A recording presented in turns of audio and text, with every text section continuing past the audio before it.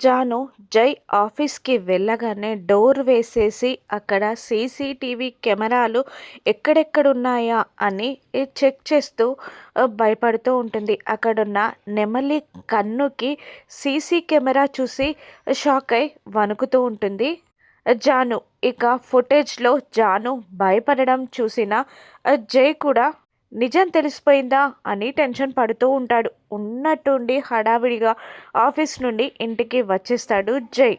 ఆ కెమెరాలనే చూసి భయపడుతున్న Janu door bell ring అవ్వగానే వెళ్ళి డోర్ ఓపెన్ చేస్తుంది. ఇక చెమటలు కక్కుతున్న జానుని చూసి ఏమైంది, ఎందుకు చెమటలు పడ్డాయి అని అడుగుతూ ఉంటాడు జై. ఇంతకు ముందు పవర్ కట్ అయింది సార్ అని చెప్తూ ఉంటుంది జాను. ఇంట్లో పవర్ కట్ అవ్వలేదే అని జై అనగానే జాను కూడా అనుమానంగా, ఇంట్లో పవర్ కట్ అవ్వలేదని ఆఫీస్ నుంచి ఇప్పుడే వస్తున్నా మీకెలా తెలిసింది సార్ అని జాను నిలదీస్తూ ఉండగా సైలెంట్ అయిపోయి ఏదో ఒక కారణం చెప్పి వెళ్ళిపోతాడు జై. ఇక రాత్రిపూట జై మొబైల్‌లో ఏదో చూస్తూ ఉండగా అప్పుడే బట్టలని తీసుకొని బెడ్రూమ్‌లోకి వస్తుంది జాను.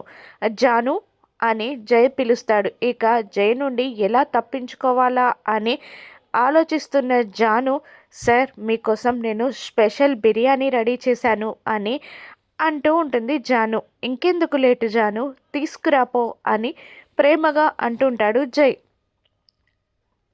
జాను జై కోసం వండిన బిర్యానీని తీసుకొచ్చి జైకి ప్రేమగా తినిపిస్తూ ఉంటుంది జాను. రాత్రిపూట జై నిద్రపోయాక ఇక జై మొబైల్ని తీసుకొని కిందికి వస్తుంది జాను.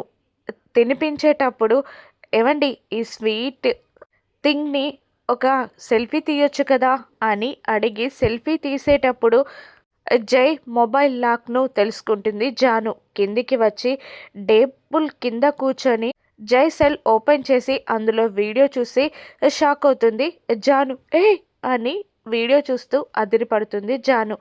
జై నిజ స్వరూపం తెలుసుకున్న జాను ఏం చేయబోతుందో రాను ఎపిసోడ్స్లో చూద్దాం. Thank you for watching.